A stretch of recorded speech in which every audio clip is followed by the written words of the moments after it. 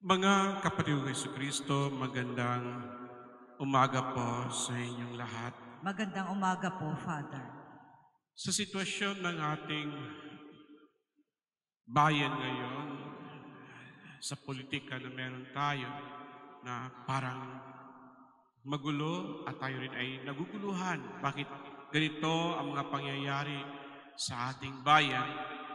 Nagkawatak-watak ang mga politiko para bang nawalan ng layunin para sa atin ang mga nasa pamunuan ng ating bayan o di kaya'y minsan hindi na nagkakaisa ang ating mga namumuno sa bayan.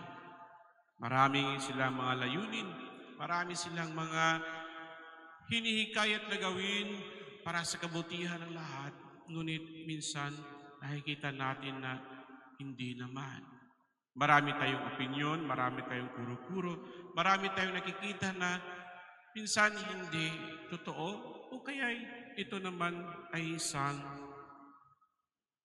katotohanan. Mga kapatid, huwag nating kalimutan na tayo ay mga Kristiyano, mga Katoliko, kasapi at kaanim sa sambayan ng pinili ng Diyos. At walang ibang hinikayat ang Panginoon sa atin kundi ang mabuhay na may kabanalan. Totoo, hindi tayo alipin ng ating pananampalataya. Ngunit minsan titingnan natin na para bang naging alipin tayo sa ating pananampalataya dahil anuman ang sasabihin sa atin ay gagawin natin. Dahil nanalig tayo na ang kung anong sinabi sa atin at itinuro sa atin ay siyang pawang katotohanan. Ngunit bakit? Minsan sa ating araw-araw na pamumuhay, makikita natin ang mga hindi kaya-ayang gawain na minsan makikita natin na kahit pa Katoliko ang mga ito ay taliwas naman ang kanilang mga layunin at gawain. Nakakalimutan nila ang kung ano ang kabutihan, ang kung ano ang kapatawaran, ang kung ano ang totoong pagmamahal.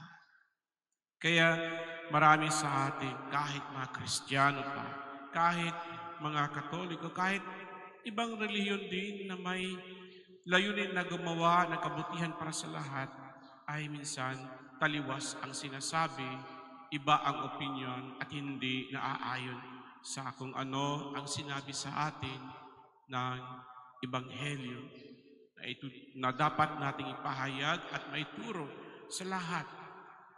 Kaya mga kapatid, sa araw na ito, sa liturhiya ng salita ng Diyos, tayo ay hinihikayat ng simbahan. Tingnan natin kung gaano kadakila ang pagmamahal ng Diyos, kung gaano kadakila ang kanyang abat-awa para sa ating lahat. Na kahit pa gaano tayo kalulong sa ating mga pansariling opinyon at pag-iisip, patuloy pa rin ang Diyos na nagtuturo sa atin ng kabutihan. Patuloy pa rin sa Diyos na humihikayat sa atin na sundin ang yapak ng kanyang pinakamamahal na anak na ating Panginoong Jesucristo.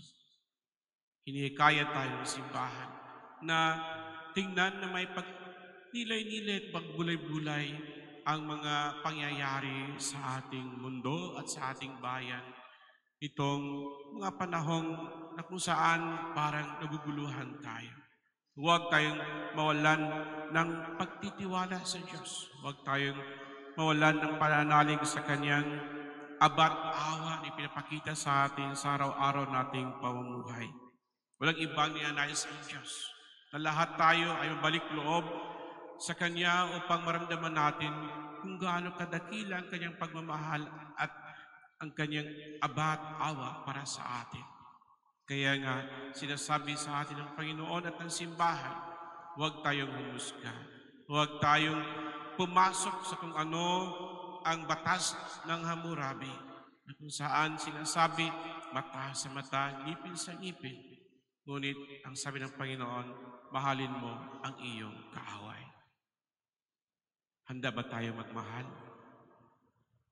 O minsan katulad tayo sa mas matandang kapatid nitong isang kapatid na nawalay sa pagmamahal sa kanyang ama, na walang ibang inisip kundi ang humusga.